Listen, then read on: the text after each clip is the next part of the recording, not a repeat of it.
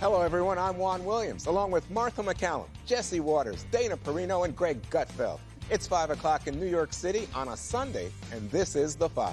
The whole team is back together. Joe Biden teaming up with former President Obama to attack President Trump. When they go low, we go high. Former President Barack Obama and Joe Biden getting nasty with their personal attacks on President Trump.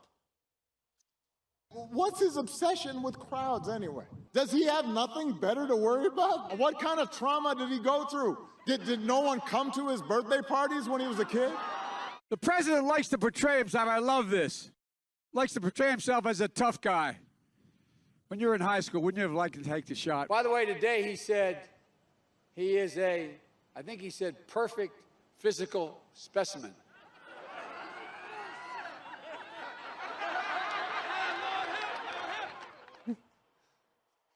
And President Trump is responding. You know, he thinks he's a tough guy. Remember what he said a year ago? I'd like to take him behind the bar. You know what? Boom. I didn't even have to close. I just, ding, he's gone. He's a tough guy.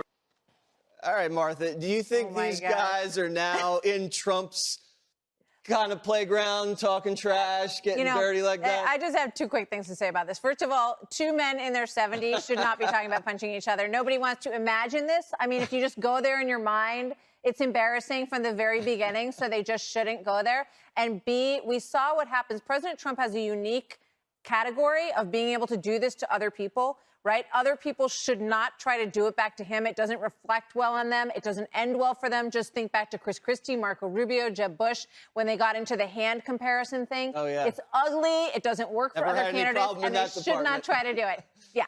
Juan, what do you think? Barack Obama, big elder statesman, now stooping to schoolyard taunts. I think that's right. Schoolyard taunts. I think, and of course, I think it's Trump who has coarsened the level of conversation or political campaigning in the country.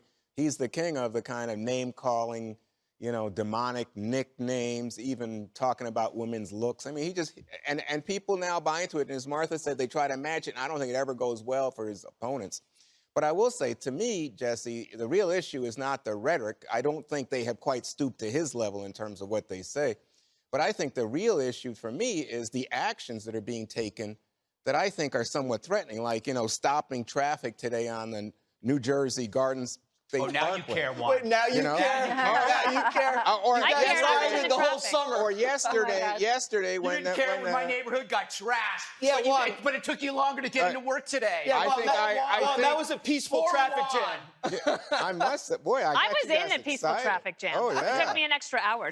Oh, there we go. Those There's American somebody. flags must have terrified you, Juan. I see. Or yesterday when they went after a Biden campaign bus on the way from San Antonio to Austin. No. And then That was Trump. an escort. What does There was Trump? What does Trump do? Trump says he tweets the video and then he says, "I love Texas." Or in Ohio, hey, you Greg, have. remember that Trump supporter got shot? Yeah. Oh, yeah. Remember? Right, And right. died. He got shot and died. How about the other Trump supporter got shot? Was it Portland too? Oh, Got shot Remember dead. every one of those Imagine. stores in my neighborhood got looted and destroyed and all businesses closed? I remember. And Juan thought it was hilarious. I remember who got shot in Kenosha. Anyway, Greg, in remember Ohio. the $2 billion of damage Hang from on, the I want rioting to in the finish summer, up. the $2 billion? Excuse me. Can I finish up? Sure, in Ohio, you have the Republican Attorney General warning, saying, you know what, hands off polling places, hands off the vote. In Philadelphia, the DA is saying someone warned about attacks something on that polling didn't happen? officials will lead to 5 years in jail. And don't forget, the kidnapping plot against the Michigan By governor. anarchists who hate So, Trump. To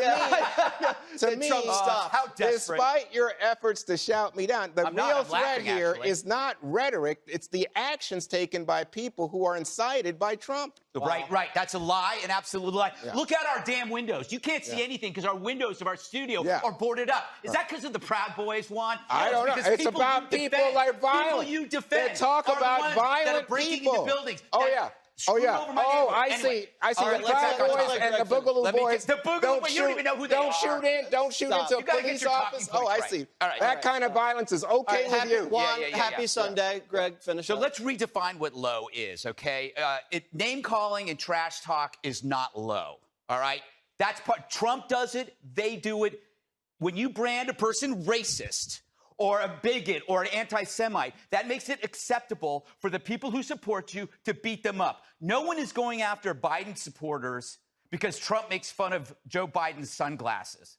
But Trump supporters get beaten up because they're being called racist, anti-Semites, and fascists. They have waved the green flag for violence. That is why we're seeing it happen. That's why we're seeing it happen all over from Antifa and from BLM. It ain't the Proud Boys or the Boogaloo Boys or any other fantasy in your brain.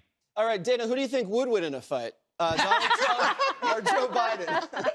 I feel like I can't match the energy that is happening in this room right now. So rhetoric, can I go back to rhetoric Sure. instead of actions?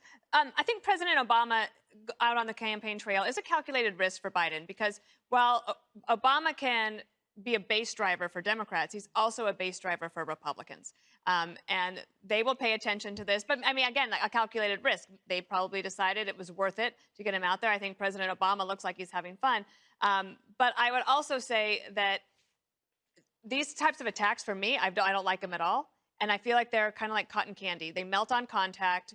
And it just sort of gets that whole feeling of, we keep talking about people say in these polls, they want unity again. Okay, well, that would be interesting. Let's just imagine for a second, if Joe Biden were to win, would the left allow there to be unity?